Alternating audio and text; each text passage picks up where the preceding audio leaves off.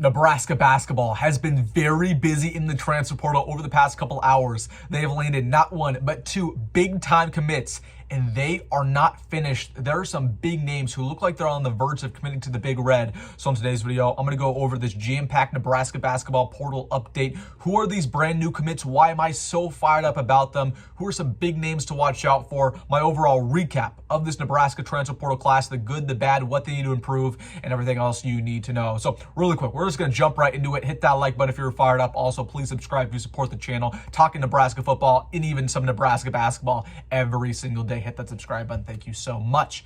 But without further ado, let's get into it with this jam-packed Nebraska basketball transfer portal update. I want to get things started with the two guys who committed today, and then we'll segue over to some big names who you need to watch out for that look like they may or may not be on the verge of committing to the Big Red. But I want to get things started with arguably the best of the bunch. You need to know this guy's name. Kendall Blue just committed a couple hours ago from St. Thomas, Minnesota. He's a 6'6" point guard. 1 year of eligibility remaining. Last year for the Tommies, averaged 12.5 points a game, 4.5 rebounds, 2.5 assists, and he shot 51% from the field and 42% from the arc.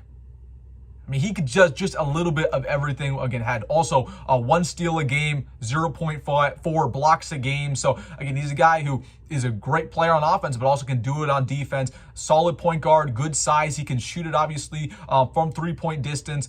The assists aren't there, really. I watched him play a little bit when he played Omaha, so I know I'm familiar with his game, but just a guy who can light it up all over the court, can get his own shot. Just a really, really solid point guard with some size. Absolutely something that Nebraska's lacked a lot in the past. And honestly, again, guy who can hit that three ball, which is something that we desperately lack at that point guard spot. So he's likely going to come in and start next year for the Huskers, a big-time addition. And then earlier this morning, it was announced that Will Cooper has committed to Nebraska, transfer from Air Force. Now, this is my guy. I went to high school with Will. I'm good friends with him since I was a freshman in high school. So I found out a little bit yesterday, but man, Will Cooper, this is a guy who can light it up from three-point range. He has 3 years of eligibility left. He's 6'6". Again, probably one of the best shooters that I've seen come out of the state of Nebraska in about the last decade. So he's a guy who's going to be a 3 for the Huskers. He's a depth piece. He only averaged 5 points a game last year for Air Force, about 2 rebounds.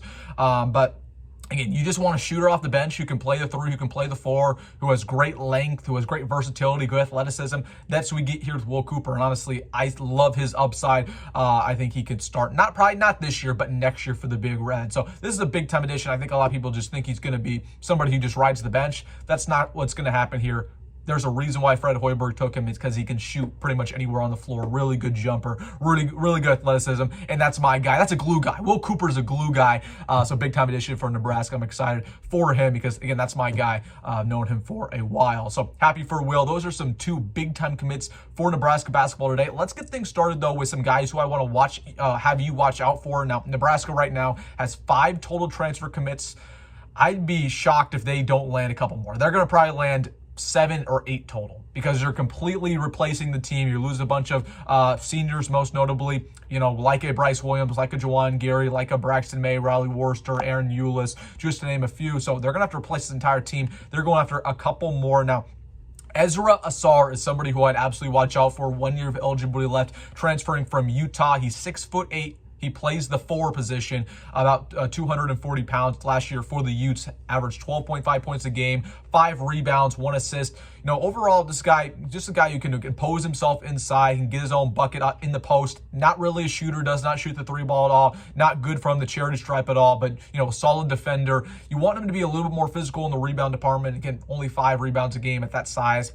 It's whatever, but again, he's a solid rebounder. Overall, I think we just need some more depth in that front court. That's what he brings to the table. Now, he's expected to visit Nebraska very soon. Villanova's in the mix. A couple other Big 12 schools are in the mix here for Ezra Asar, but Nebraska has been linked to him. Would watch out for that. Just a guy who can impose his will in the paint. So that is one name. And then another guy I want you to put on your radar, just announced he was transferring today. This is Prince Aligby, probably butchered that name, coming in from Seton Hall. He has 1 year of eligibility left. He's 6'7", 230 pounds, from Minneapolis, Minnesota. He's familiar with Emmett Johnson, that should be noted.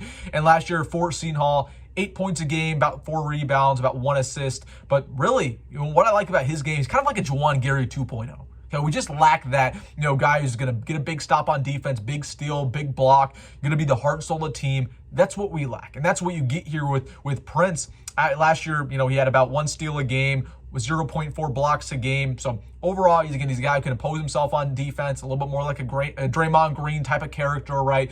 Something Nebraska lacks. With Juwan Gary going, would watch out for him. Again, he's very familiar with Emmett Johnson, both those guys from Minneapolis, so would watch out for that name. But overall, I think Nebraska's good right now when it comes to the backcourt. You bring guys back like Connor Segan, Sam Hoiberg, a couple other names there. Cale Jacobson's technically a guard. So I think you're fine right now.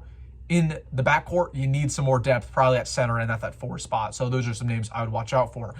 Talking about the guys that they already got committed, I haven't really discussed them yet on the channel.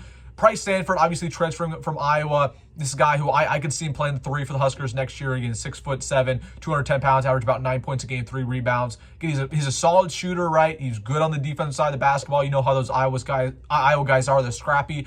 I'm not in love with this game, right? Like, obviously, Nebraska tried to get Josh Dix. They couldn't afford him. He went over to Creighton. They tried to get Freeman. Also couldn't afford him. He went over to Creighton. So, in my opinion, this was probably the 4th best player in Iowa last year. So he's not a world beater. I wasn't too fired up about getting this addition, but he's a guy who can come in here. Probably is going to compete to start, probably at that 3 spot. And again, he's just a solid player on defense as well. Just a guy who does a little bit of everything for us. So I'm not too worried about that. And he's not a great addition though. He's not some all-worldly player like some people are propping him up to be. We got the guy from Central Michigan. I'm going to butcher this name. Ugnius Jaravicius. Again, he's 6'10", 1 year of eligibility left from Lithuania. This guy had 16 points a game, 7 boards. Now, this is something that I want Nebraska to add. Kind of a 4 here. He can probably play the 5 on a small ball lineup. Not really that much of a shooter from 3-point land, but he can make them from time to time. But overall, a guy can just get his own bucket in the post. That's something that Nebraska desperately lacks. He's probably going to come in here and start. I feel really, really good about this addition. One of the more underrated players in the transfer portal, and the Huskers kind of work behind the scenes. Nobody even knew he was going to commit, but he made it official. So love his game.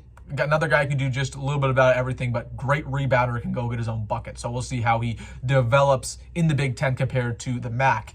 And then, of course, it was announced, yesterday? Jamarcus Lawrence, JLAW, is back in town for the Big Red. Obviously was with the Huskers last year. Then this year, or I should say last year he was with Rhode Island. 2 years ago he was with Nebraska. Last year for the Rams had about 10 points a game. We're very familiar with Jamarcus Lawrence in his game. He has 1 year left. I'm happy that he's come back to Nebraska. I'm not sure what to expect from him next year. Again, he's not going to, I don't think he's going to be a Bryce Williams type of player. Absolutely not. But I always liked Jamarcus Lawrence's game. I thought, honestly, he didn't get the stats don't reflect how impactful he was, not only on offense, but I thought he was a dynamic player on defense as well, specifically in that steal department. So I like Jamarcus Lawrence a lot. Happy that he's returning to Nebraska. He's going to be a solid player. Will be interesting to see if he starts. I expect him to. So, talking about the starting lineup next year for the Huskers, I think the guy we just got from St. Thomas is going to be your point guard. I'm going to just pencil in Jamarcus Lawrence right now as your shooting guard. We're going to say Price Sandfort is your 3. We're going to say that Burke is your 4. And then we're going to probably have the Central Michigan starter probably at that 5 spot. Will be interesting. He might come off the bench. I still think they need some more front court depth. So that's Nebraska's basketball's depth. And you got Connor Segan off the bench. He's never going to start. I feel good about him. You got, Sam Hoiberg. It's not terrible. You just need a lot of backcourt or front court depth. So we'll see if they can land a couple more guys. And then Will Cooper, of course. That's my guy. All right, guys, let me know your thoughts down below. Let me know if you're pumped up about Nebraska basketball. See if they can put together a good season. They're doing okay in the portal. They're doing okay. So let me know your thoughts in the comment section. Hey, if you made this far in the video, you know what to do. Hit that like button and subscribe. As always, folks, go be red, go Matt Rhule, or go for a Hoiberg, and see you in the next one.